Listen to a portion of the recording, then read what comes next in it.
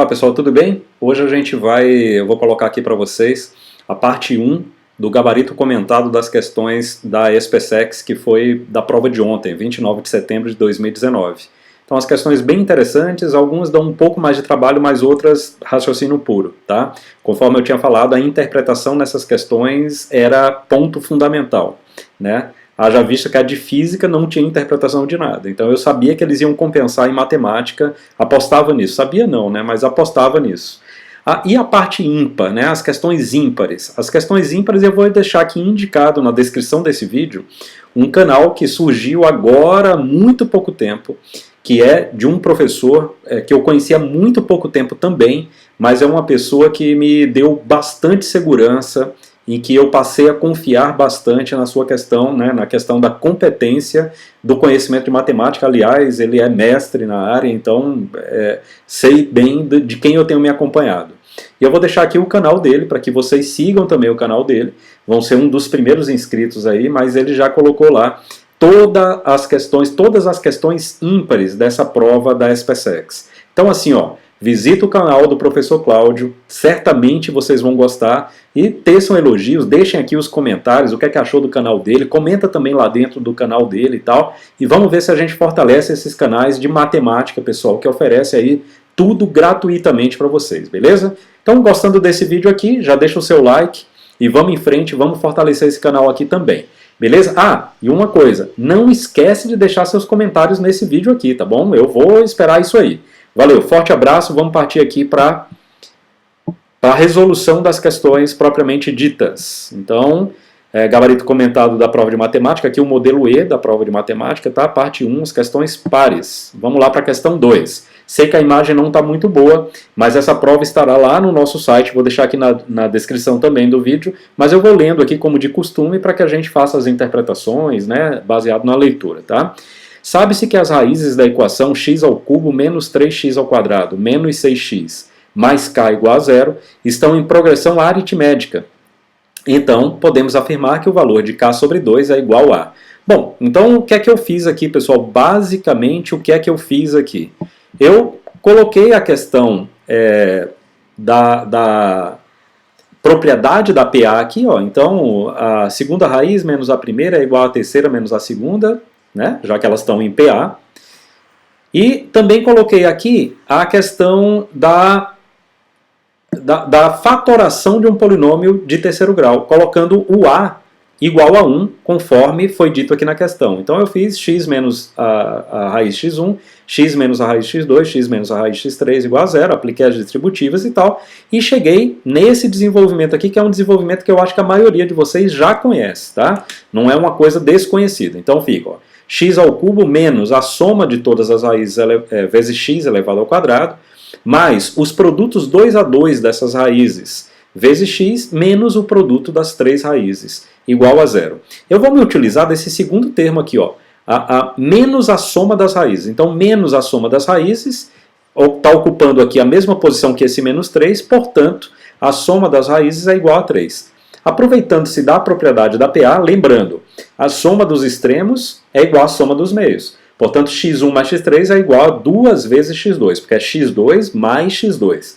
Se x1 mais x3 é 2x2, se eu somar com x2, eu tenho 3x2, 3x2 igual a 3 e x2 igual a 1. E como x2 é uma das raízes, me vali aqui de Briot-Ruffini, resolvi Briot-Ruffini, e cheguei que k menos 8 tem que dar igual a 0. Por quê? Porque senão o 1 não seria a raiz desse polinômio. Ok? Luiz, precisava fazer por Briot-Ruffini? Não, mas eu achei que era um método mais simples. Se k menos 8 é igual a 0, então k é igual a 8, portanto k sobre 2 é igual a 4. Resposta letra B na questão 2. Vamos adiante? Vamos para a questão 4. Na questão 4, numa sala existem duas caixas com bolas amarelas e verdes. Na caixa 1, há 3 bolas amarelas e 7 bolas verdes. Na caixa 2, há 5 bolas amarelas e 5 bolas verdes. De forma aleatória, uma bola é extraída da caixa 1 sem que se saiba a sua cor, ou seja, pode ser amarela, pode ser verde. E é colocada na caixa 2. Após esse procedimento, a probabilidade de extrair uma bola amarela da caixa 2 é igual a... Bom, então eu fiz o modo 1, que era extraindo uma bola amarela da caixa 1 e depositando na caixa 2. Então, probabilidade disso acontecer na caixa 1 é 3 sobre 10. Número de bolas amarelas dividido pelo total de bolas, 3 sobre 10. Vai uma bola amarela a mais para a caixa 2. Então, na caixa 2, ao invés de 5, eu ficaria com 6. 6 bolas amarelas e 5 verdes. Portanto, a probabilidade de retirar uma amarela, 6 sobre 11, se eu multiplicar 18 sobre 110. Agora, tem o modo 2. O modo 2, ao invés de eu colocar uma bola amarela a mais na caixa 2, eu coloco uma bola verde. Então, vai ficar 7 sobre 10 para a caixa 1, indo uma bola verde para cá, aumenta o número de bolas, porém que como a gente quer amarelas, as amarelas permanecem em 5. 5 dividido pelo total, que é 11. Isso aqui vai dar 35 sobre 110. Como acontece uma coisa ou outra coisa, eu tenho que somar 53 sobre 110, letra C para a questão 4. Beleza? Vamos em frente.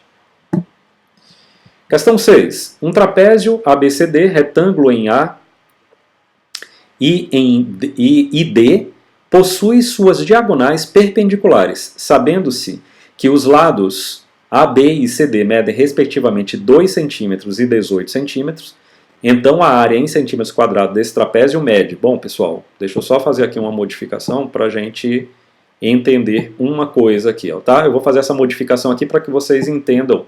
Aqui, ó, eu tinha desenhado errado. Então, ó, aqui é o vértice B e aqui é o vértice D, ok? Senão não vai fazer sentido aquilo que eu fiz, ok? Então a figura está equivocada, mas o resto da resolução da questão está ok. Então, vamos lá para o resto da questão. Então, o que é que eu fiz? Opa! O que é que eu fiz aqui? Eu fiz o seguinte, localizei todos os pontos, então o ponto A, ele é um ponto de abscissa 0, ordenada y de A. O ponto B, a abscissa dele é 2, porque o comprimento de AB, lembrando que aqui é AB, ok? AB. B, abscissa 2, ordenada mesma que a de A. Então, 2y de A.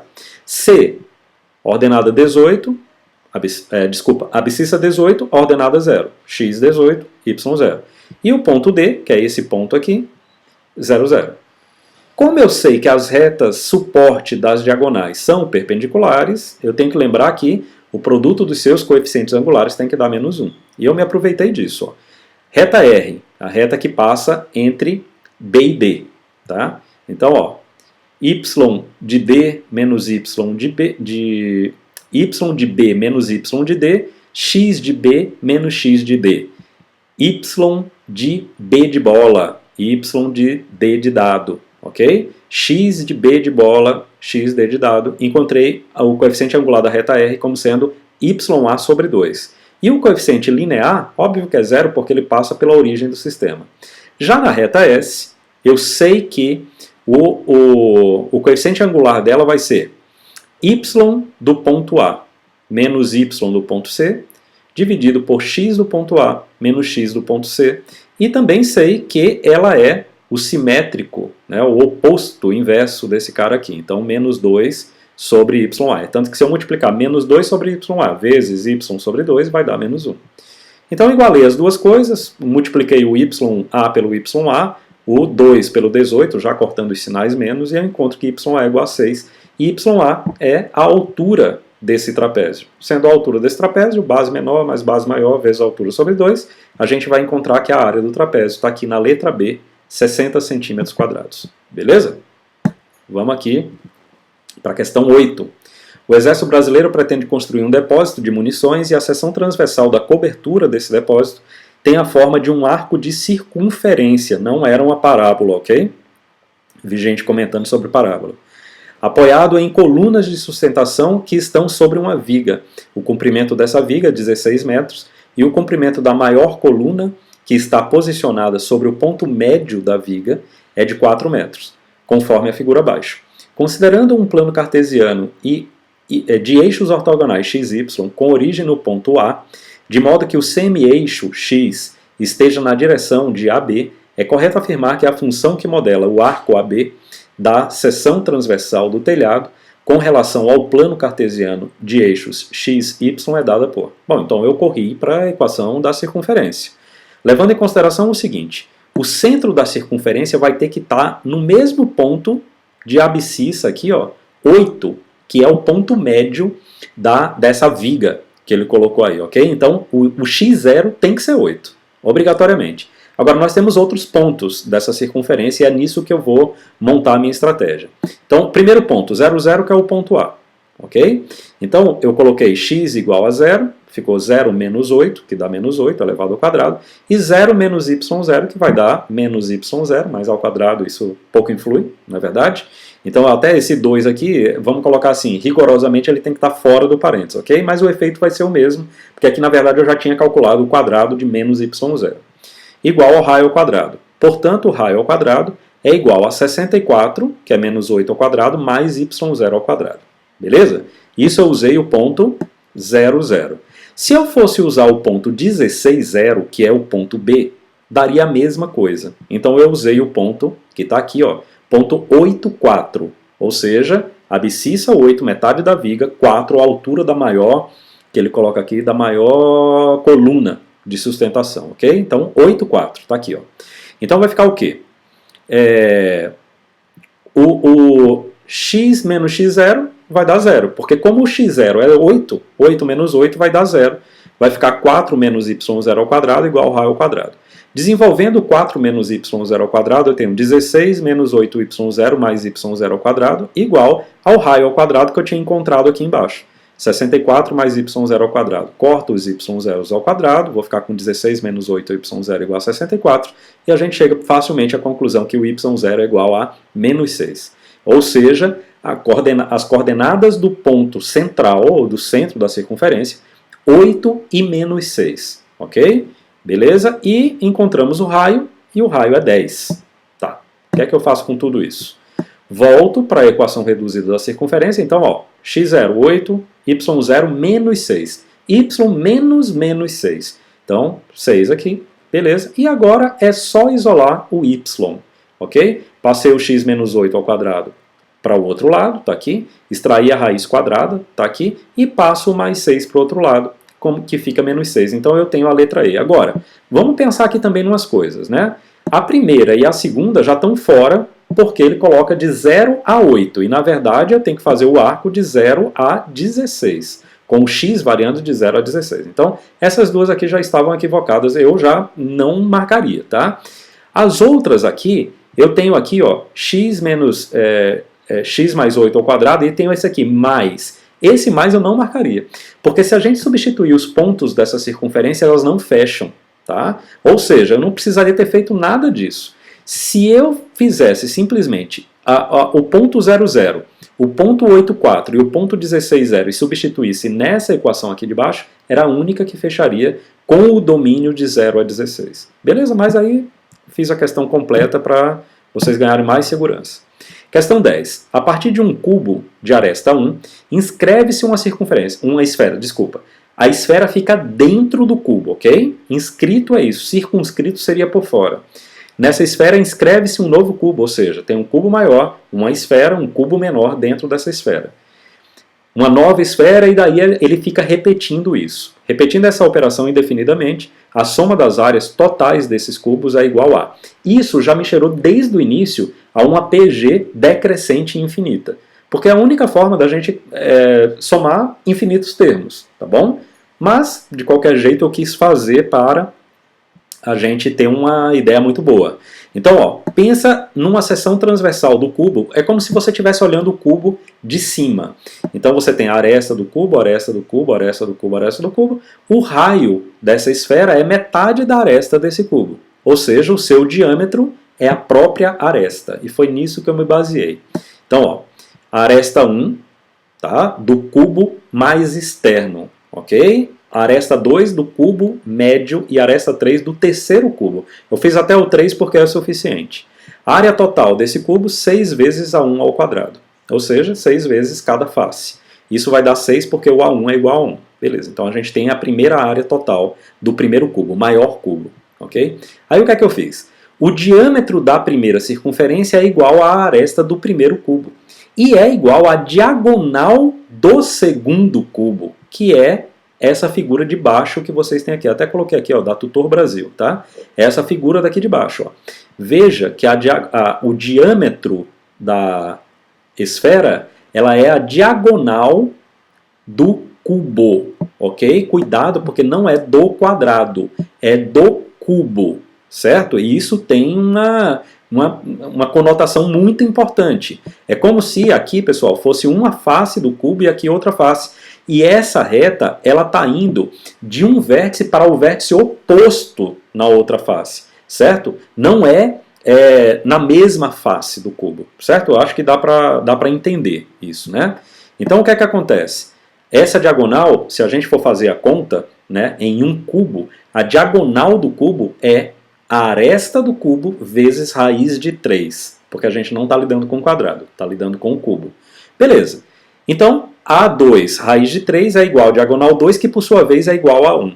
Então, colocando A1 e A2, a gente fica aqui A2 é igual a 1 sobre raiz de 3, não vou racionalizar por enquanto. A2 é igual a 1 ao quadrado sobre 3, elevei ao quadrado. E a área total desse segundo cubo é 6 vezes A1 ao quadrado sobre 3, que é A2 ao quadrado. E isso vai dar 2, porque A1 é 1, certo? Então, já veja que tem uma razão de 1/3. Mas eu quis fazer o terceiro para ter, assim, ter certeza disso, né?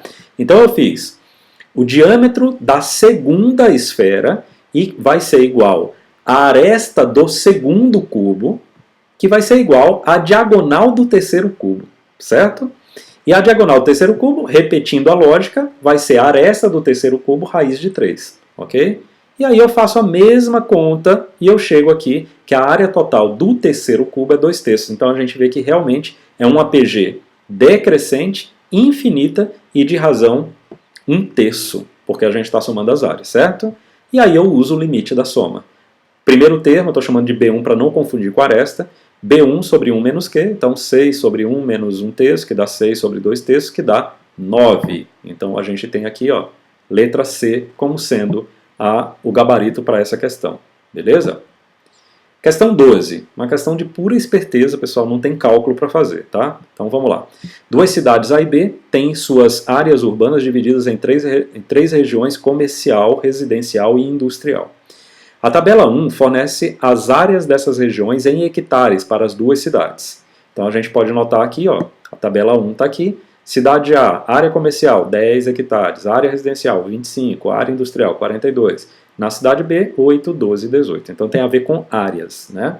Na tabela 2, por sua vez, fornece os valores anuais médios de arrecadação em milhões de reais por hectare, referente ao imposto predial e territorial urbano. Então note, ó, é milhões de reais por hectare, ok? Referentes ao imposto predial e territorial urbano, IPTU, ao fornecimento de energia elétrica e ao fornecimento de água. Então, o que é que acontece? Por exemplo, o IPTU na área comercial é 12 milhões de reais por hectare, aqui na energia elétrica 25 milhões de reais por hectare e a água 15 milhões de reais por hectare. Beleza? Então, é essa a lógica.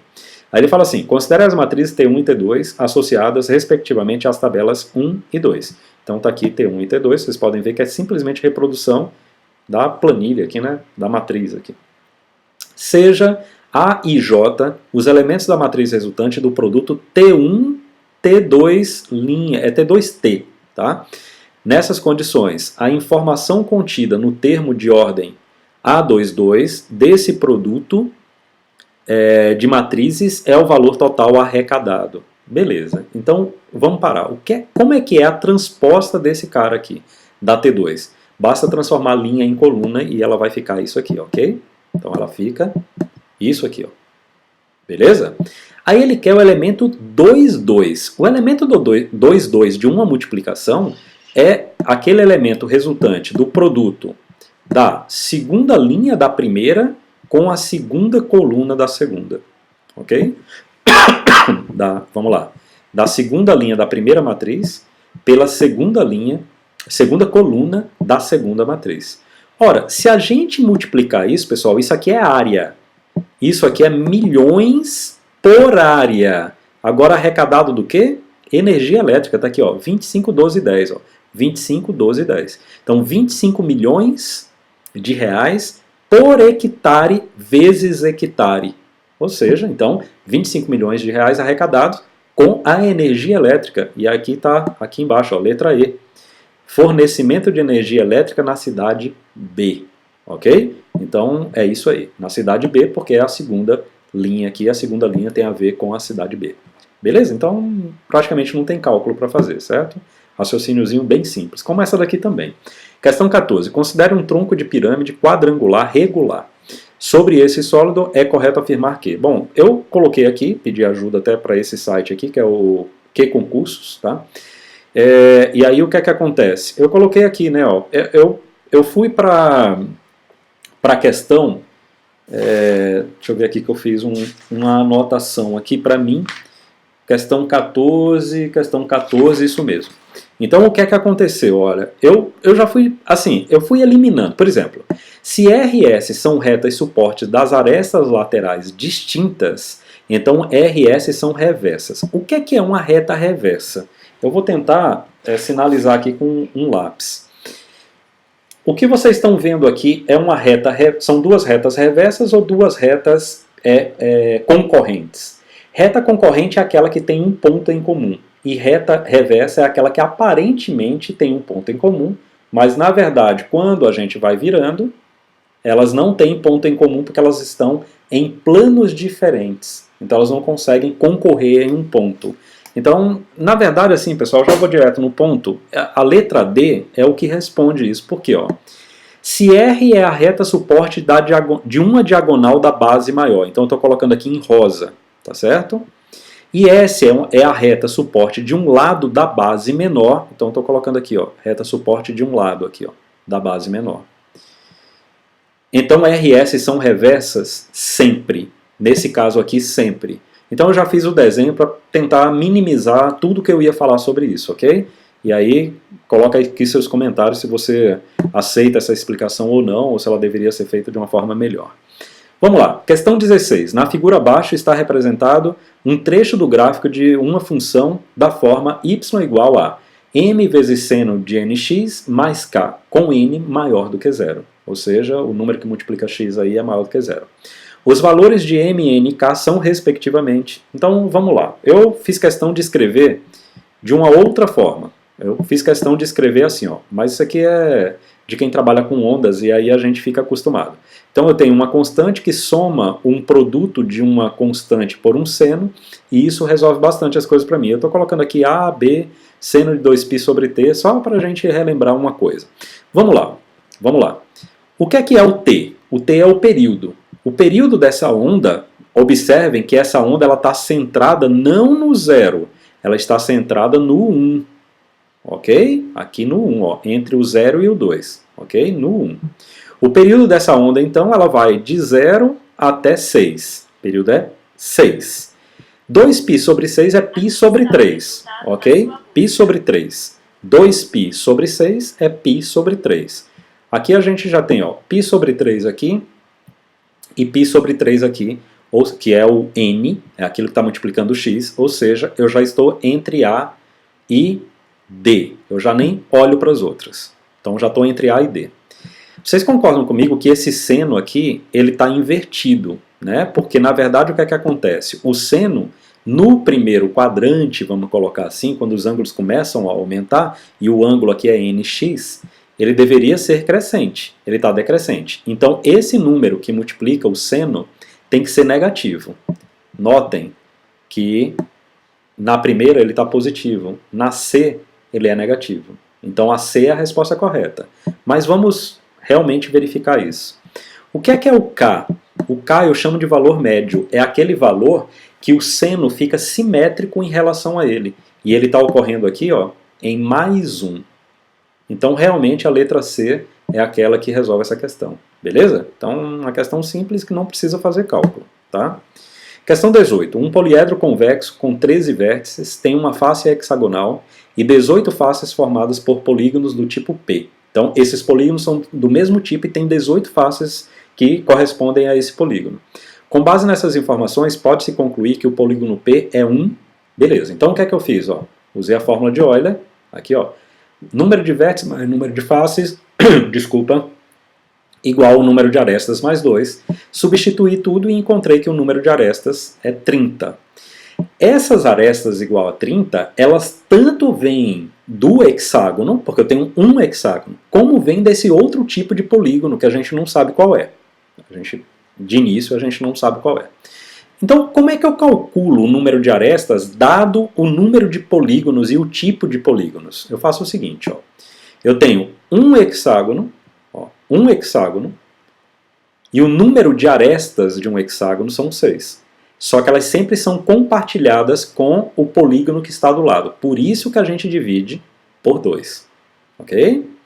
Mas eu tenho 18 polígonos que eu não conheço o tipo, portanto eu coloquei P arestas para esse polígono, dividido por 2. A mesma lógica. Se a gente fizer a conta, multiplicar tudo por 2, passar o 6 para o outro lado, a gente fica com 18P igual a 54 e P igual a 3. Ou seja, é o polígono que o número de arestas dele é 3. E aí, triângulo. Ok? Então, sem muito esforço. Essa questão foi a que me deu mais trabalho, pessoal. Foi a questão 20, a última questão. Tinha que ser a última para dar mais trabalho mesmo, né? Ele fala o seguinte: uma esfera de raio 10 centímetros está inscrita em um cone equilátero. Lembra que equilátero, 3 lados congruentes, né? O volume desse cone em centímetros cúbicos é igual a... O volume do cone é sempre a área da base vezes a altura. Portanto, se a gente não souber a altura, vai ficar difícil de calcular. Então, eu usei essa figura aqui, que essa figura veio do Tutor Brasil.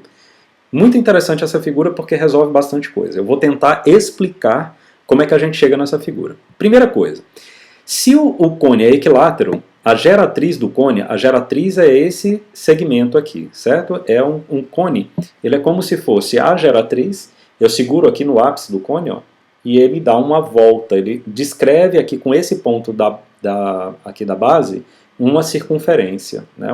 um círculo, né? Então é um cone de revolução. O G é exatamente esse cara aqui que fica dando voltas, tá bom? Beleza. Então, ó, num cone equilátero, G é igual a 2R, certo? Por quê? Porque esse segmento aqui, ele é igual ao diâmetro da base, ok? Então, G é igual a 2R, eu guardei aqui na equação 1, ok? Agora vamos para cá, ó. Eu tenho o segmento OB, que é até o centro dessa circunferência, ok? Tenho o R, que é OF, e tenho FB ou BF, que é esse segmento daqui para cá. Isso dá um triângulo retângulo por quê? Porque como a geratriz é tangente a essa circunferência, lembre que toda tangência faz 90 graus com o raio aqui, ok? E aí eu posso usar Pitágoras entre BO, R e BF. Então vai ficar assim, ó. OB ou BO, tanto faz, ao quadrado igual a R ao quadrado mais BF ao quadrado. Só que OB, o que é esse segmento daqui para cá? É a altura do cone retirando o OD aqui, que é o raio. Então, a altura do cone menos o raio da esfera, ok? Então, menos o raio da esfera igual a R ao quadrado, que é o raio da esfera, né? BF ao quadrado e tal. Aí eu desenvolvi aqui esse cara, passei o R2 para o outro lado, fiquei que BF é igual a raiz quadrada de H2 menos 2HR, onde R, esse R minúsculo, o raio da esfera. Beleza? Legal. Aí, o G, a geratriz aqui, ela é igual a esse segmento BF mais o raio do círculo, da base. Por que isso? Não sei se você vai lembrar, mas existe uma propriedade que um ponto externo a uma circunferência, quando ele toca no ponto de tangência e toca no ponto de tangência, esse segmento é congruente com esse segmento. Ora, se esse segmento é R, esse segmento aqui também é R. Ou seja, a geratriz é o segmento BF, que é esse segmento aqui que a gente acabou de calcular, ó, esse segmento aqui, mais o raio da base do cone, ok? E a outra equação, a equação 4, é a equação que relaciona a geratriz, o raio da base e a altura do cone, ok? Que vai ficar assim. Perfeito? Então eu tenho essas 4 equações. Beleza. Aí eu peguei a equação 1 e a equação 2 e joguei na equação 3. Vamos lá. Equação 1, essa. Equação 2, essa. Equação 3, essa. Quando eu jogo, eu fico com isso aqui, ó. 2R igual a essa soma. E aí, pessoal, manipulação algébrica aqui, né? Passo o 2R para o lado de cá, passo o R para o lado de cá, fica 2R menos R, que vai dar R, elevo tudo ao quadrado, e aí vou ficar com isso aqui, e coloco esse resultado na equação 4. Lembrando, qual é a equação 4? A equação 4 é essa daqui, ó. Quando eu faço isso, tá? A equação, ó. Ah, desculpa, coloquei aqui do lado de cá, né? Por que eu coloquei do lado de cá? Aqui eu tenho g ao quadrado, né? G ao quadrado. Vamos lá.